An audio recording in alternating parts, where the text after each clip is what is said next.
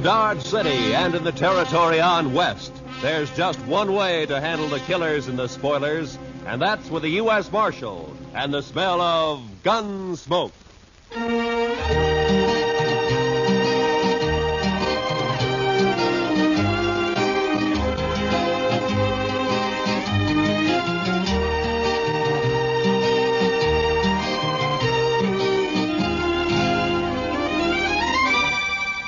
Gunsmoke, starring William Conrad. The story of the violence that moved west with young America. The story of a man who moved with it. Matt Dillon, United States Marshal.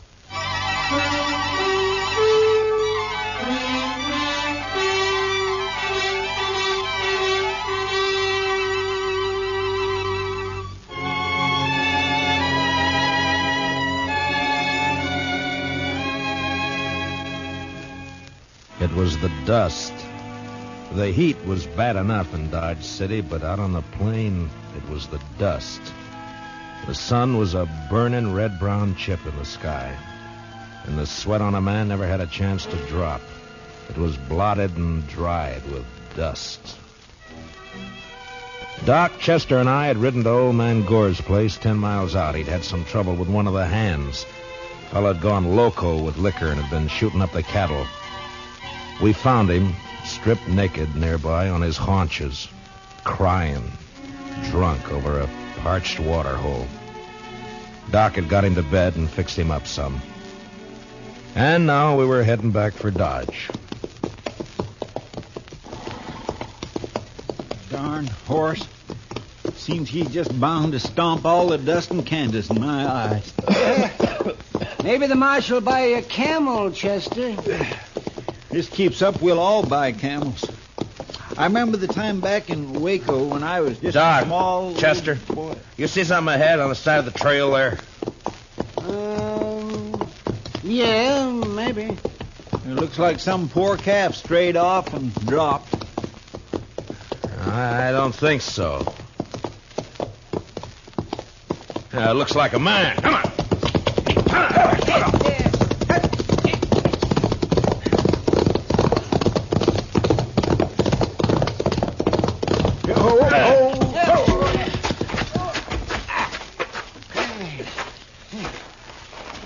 Chester, get the water bag. Yes, sir.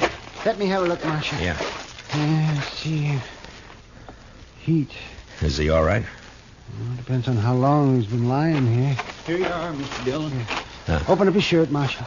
Chester, get some of that water on his wrists. All right. He looks like an Easterner, huh? Sure not dressed for this country. Oh, no, that's better. That's better. Try to get a few drops in him. All right. No, not too much, Chester. Not in his nose, Chester, his mouth. Well, my gracious, I'm sorry, Mr. Dillon, but he moved his head. It's not so easy to... Hey, look, he's awake. You're all right, mister. Just take it easy for a bit now. Oh, that this too solid flesh would melt, thaw, and resolve itself into a dew. What did he say? Oh, it's out of his head, Chester. For this relief, much thanks. Forget it. Chester, get around the other side and shade him from the sun. Yes, sir. The sun. I begin to be a-weary of the sun. I don't blame you. What happened? My wagon shed a wheel, I fear, along the high road. I know not where I am. You're about 4 miles out of Dodge City. Kansas. Kansas. I would give all my fame for a pot of ale and safety. We better get him to town quick. He's in a bad way. He's delirious. You think you can make it on a horse? We'll take you into... We'll take him into Dodge.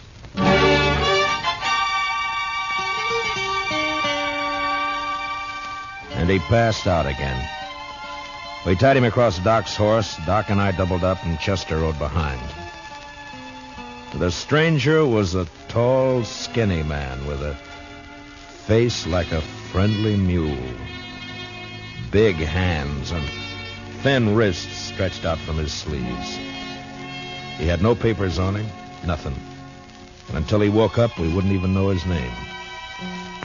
Doc settled him down in the back of his place, and he was still asleep when Chester and I rode out to where we figured he'd left his wagon. Wasn't hard to see when we found it. What color wagon would you call that, Mr. Dillon? Puce, Chester. Puce. I guess so. Seems to be some writing on the side there. Yeah. Oh, Irving Henry, Thespian supreme, disciple of the immortal bard. I should have known he was a religious man. He's an actor, Chester, the immortal bard. Shakespeare, William Shakespeare, wrote plays, poems. Hi. But You think he let the horses go, Mr. Dillon? I was wondering that. Seems to me he'd have ridden for help instead of trying to walk. Horses couldn't have got out of the harness themselves. Let's take a look at the wheel. I wish we could wait till the sun goes down. It's going to be awful hot work, Mr. Dillon.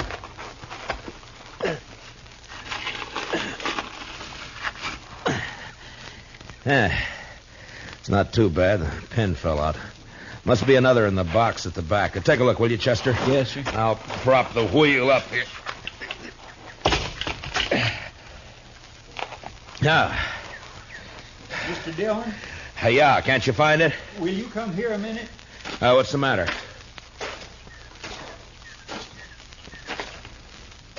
Take a look in there. It took a second or two to get used to the darkness inside the wagon. And then I saw the hand sticking out from behind the trunk. You didn't have to be the doc to know that it was a dead hand. The body was of a man about 40. He was dirty. And in a greasy, torn waistcoat, I found a pocketbook with his name. Sam Matchett.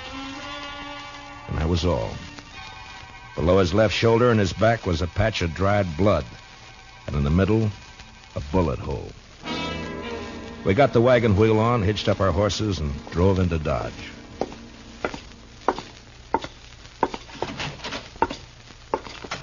Doc? Oh, that's you, Marshal. Yeah. Yeah, be right out. All right. Get that fella's wagon fixed up? Yeah, I brought it in. Is he awake?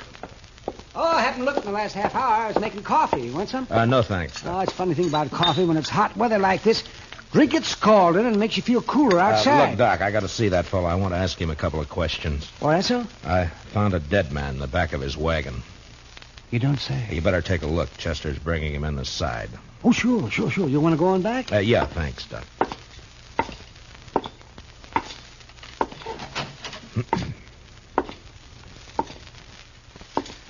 Mr. Henry? Mr. Henry, wake up. Yes, what? Oh. Your name, Irving Henry? Oh, Irving Henry. What is this place? Now, you got to listen to me for a minute. We found your wagon. Ah? Did you let the horses go before you sat on your own? Of course. I could not let them remain to die.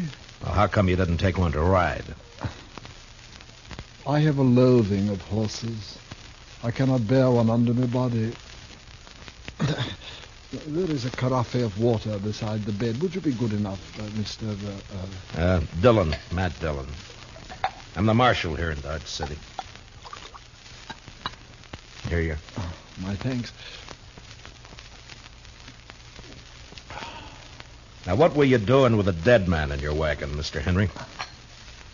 A dead man? A dead man shot in the back, lying in your wagon. This is very midsummer madness. I won't argue about that, but I'll thank you to answer my question. But it is impossible. It isn't true. I say it is. You lie in your throat if you say that I'm any other than an honest man. Look, mister, I didn't say you weren't honest. You're an actor. And you got a fine way of saying things, but murder's murder. I don't care how you say it. Now, I'm asking questions, and I want straight answers. Your pardon, sir. What you tell me, in truth, if it were played upon a stage, I would condemn it as an improbable fiction. I swear to you, I know nothing of a body. Did you come through Hayes City? Yes. Do you know a man there called Sam Matchett? No. You had no trouble in Hayes City. No. What are you doing in these parts, Mr. Henry? I am touring the provinces. An actor eating the bitter bread of banishment. And my talents are not taken for their worth in the East. And therefore I bring the immortal bard to the hinterlands. And now, sir, that the interview is ended, pray give me leave to depart. I'm sorry, I can't do that. You'll have to stay until we get this thing cleared up. Mr. Dillon, Doc would like to see you. All right, Chester. Stay here with Mr. Henry, will you? Well, sure, Mr. Dillon, sure. How you feeling by now, Mr. Henry? Would you like some more water? These evil manners live in brass. Doc? Right here, Marshal. Yeah. Fill me cup, thou father's boy. What was that? What'd you find? Well, there's one thing. This man didn't die right away. I mean, not right when he was shot. Is that so? No. More likely bled to death. Inside. You think he might have been able to climb up in the wagon after he was shot? He might. There's another thing. Yeah? You see the way he's dressed? Now, you take a look at that. What? Help! Come on, Doc.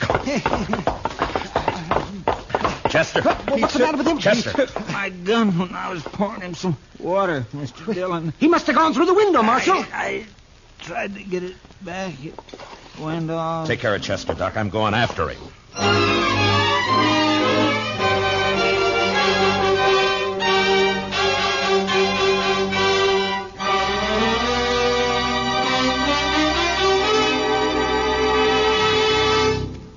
We will return for the second act of Gunsmoke in just a moment. But first, do you know how old the school building in your community is? If it's over 25 years old, the chances are that it's woefully inadequate to the present demands on it.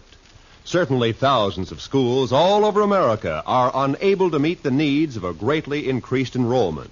And all our school children will suffer unless all of us work actively to improve conditions. Join with the groups in your community working for better school conditions. Remember, better schools build a stronger America. Now, the second act of Gunsmoke.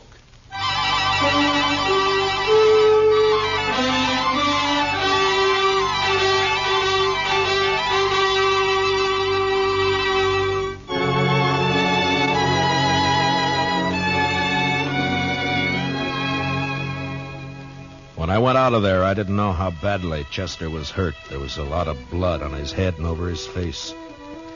It was nearly dark outside, and the street was empty. It was supper time.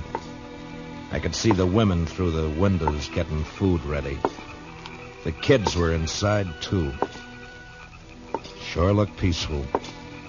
But with Henry out with a gun, well, that wasn't a good thing to have running around loose in Dodge.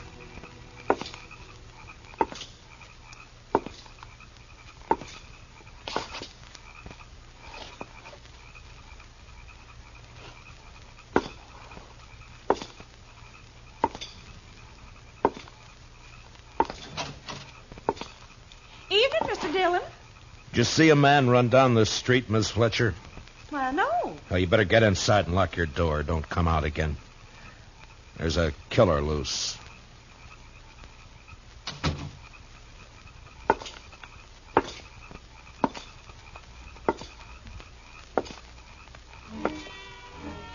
I walked the length of the street, listening, waiting. And when I got to the end, there was nothing. He hadn't taken a horse, I'd have heard that. And in a way, I was sorry, because if he'd tried to hide and dodge, there'd be no way to get out of shooting that wouldn't get women and kids hurt. A breeze came up and swirls of dust flew around, and then settled as the air became still and hot again. I went back to Doc's place.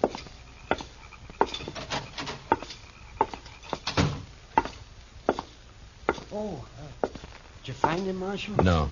How's Chester? Oh, I'm fine, Mr. Dillon. Just creased my head. More mess than hurt. Oh, good, Chester.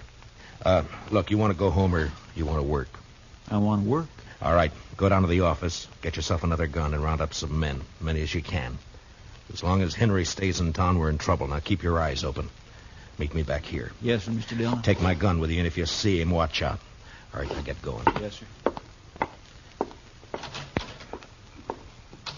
Now, Doc, I'm going to have to make you a deputy, too. Well, maybe instead of digging out bullets, I'll be putting some in. It's not funny, Doc.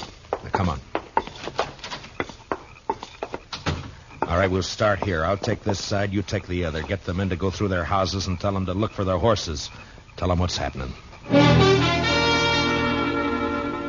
By 10 o'clock that night, as far as we could tell, Henry hadn't left town.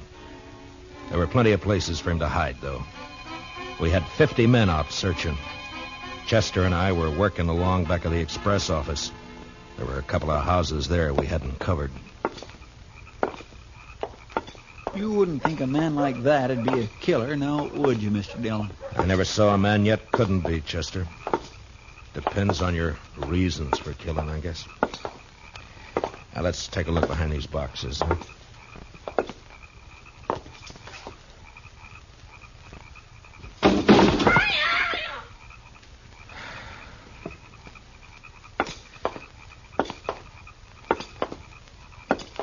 You think he could have got this far? Yeah, he might. A lot of back streets to sneak around in the dark. That's Miss Cullen's place there, isn't it? Yes, sir. Looks like she's still awake. Light burning back there. Yeah.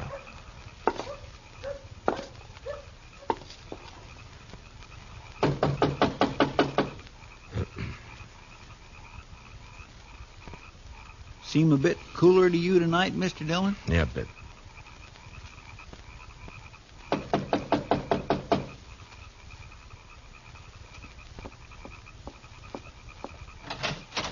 Oh, evening, Miss Cullen. I'm sorry to get you up, but we're looking for a man, a stranger around. He's tall, thin.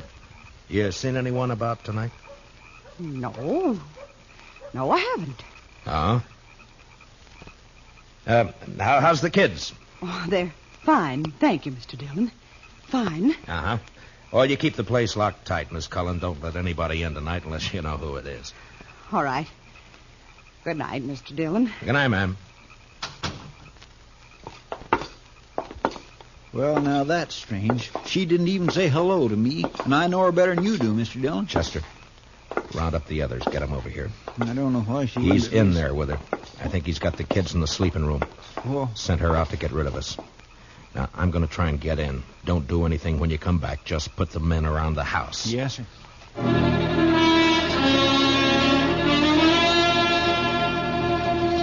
I'd seen Miss Cullen make a move with her head, and her eyes said the rest. When I told her to lock up, I shook my head, and I hoped she understood. I wanted that front door to stay open.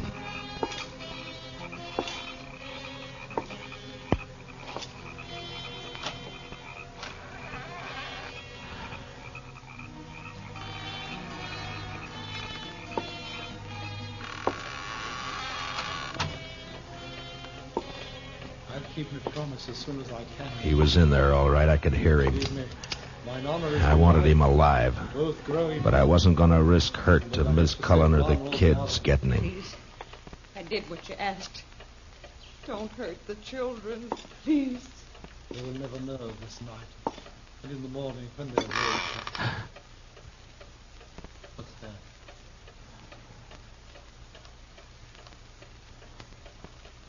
You said you locked the door after you. No, don't. Don't. I shall keep the pistol turned to the girl's head, madam. Someone is here. They try to take me.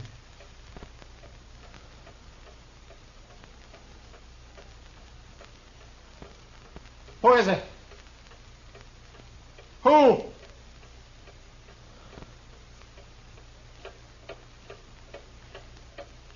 Mr. Dillon, go away. Please. He'll kill us. You lied. You lied. Your tiger's heart wrapped in a woman's hide. Listen to me, Marshal Dillon. Throw your pistol in here, and then come in with your hands before you. I have no stomach for child killing. But I will not hesitate to do so.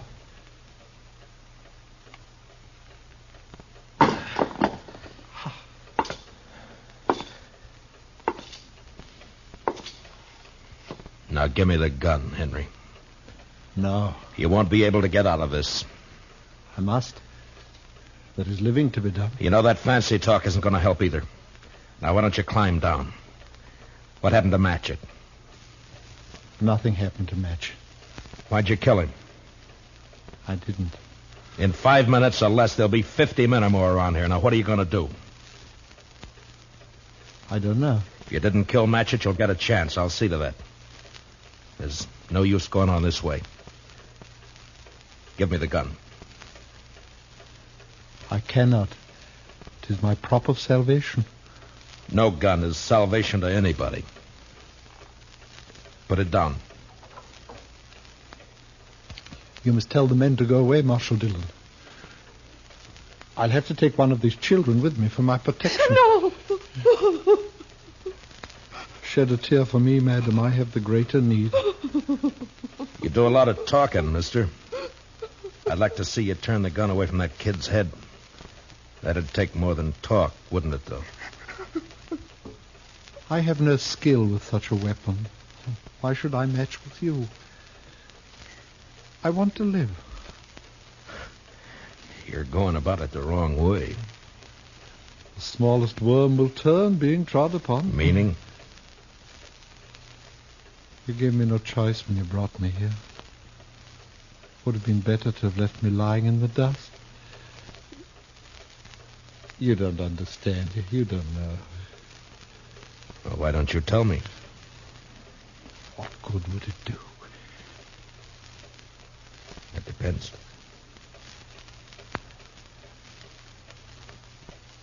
My life has been the theater. As a boy, I was a student of Shakespeare. You would look at me. Who would accept this face for Hamlet? This ill-shaped body for Romeo? His speech has become my speech, but the fools only look. They cannot listen for laughing. There have been ugly men before you. It hasn't been cause for murder. Why'd you kill Matchett? In New York, there was a man, a gross, stupid man who fancied himself an interpreter of the bard. He took me, as his apprentice, and together we set out for the tour. I would play only the voices. Never Richard, never Henry, never Lear, only the voices. Whilst he, stumbling, drunken, he muddled and tore to a tatter the words that I should have spoken. You killed a man because you wanted to play a hero? How easily murder is discovered. Yeah, sometimes, I guess. It was yesterday. We were leaving Hayes City. We'd played there for 2 days, and it made me a laughing stock. It was night, and he became drunk and threatened to leave me in the next town.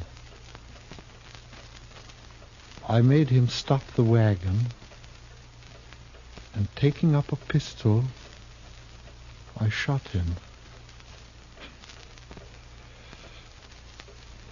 He did not die at first, and when I saw what I had done, I wanted him to live. And I put him into the wagon, and I drove on, hoping to find a doctor. Then, as the night passed, I saw that he had died.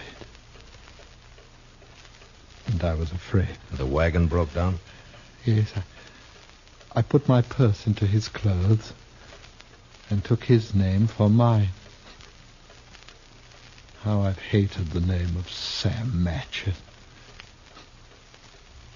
But you wouldn't understand. I wouldn't? Well, what now? I want to live. I want my chance. You've done a murder. I can't let you go. You know that. Don't make it harder. I lost my husband 2 years ago. I know what it is to be alone. You've been alone, haven't you? I'm sorry. But you killed someone. We may pity, though not pardon, dear. I'm going now, Marshal. If you walk out of there with your gun, you're a dead man. Death's a great disguiser. I must have my chance. Don't do it, Matchett. There'll be killing. Madam, forgive me. I would not have harmed your children. Matchett, put down your gun. Let me go my way. Please. There are a lot of men waiting for you out there, Matchett. You know what'll happen if you open the door.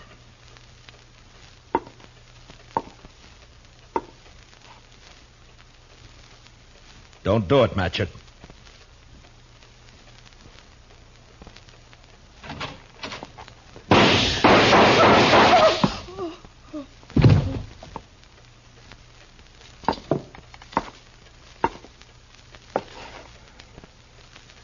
Matchett. To sleep.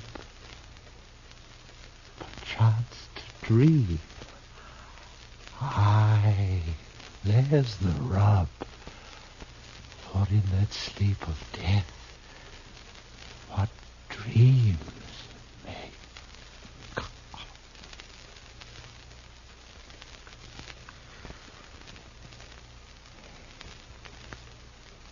Matchett.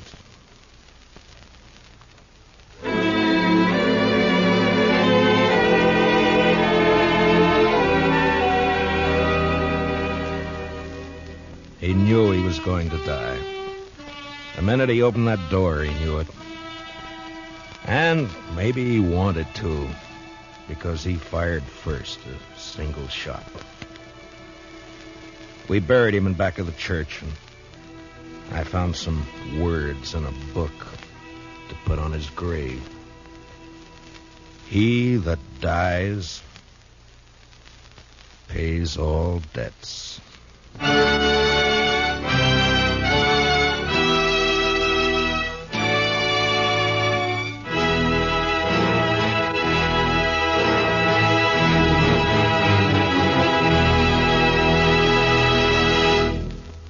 Gunsmoke, under the direction of Norman MacDonald, stars William Conrad as Matt Dillon, U.S. Marshal. Tonight's story was specially written for Gunsmoke by Anthony Ellis, with music composed and conducted by Rex Corey. Hans Conried was featured as Henry, with Mary Lansing as Mrs. Cullen. Parley Bear as Chester, and Howard McNear as Duck. Join us again next week as Matt Dillon, U.S. Marshal, fights to bring law and order out of the wild violence of the West in Gunsmoke.